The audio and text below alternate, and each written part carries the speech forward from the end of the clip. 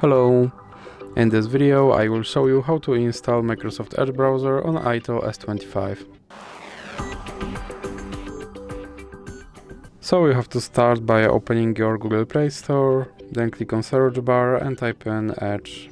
Now click search and click install.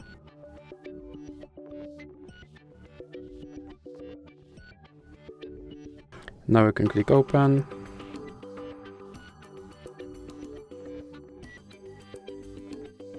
And here you can set this browser as a default browser, or you can click not now. And now I have to confirm my data and privacy settings.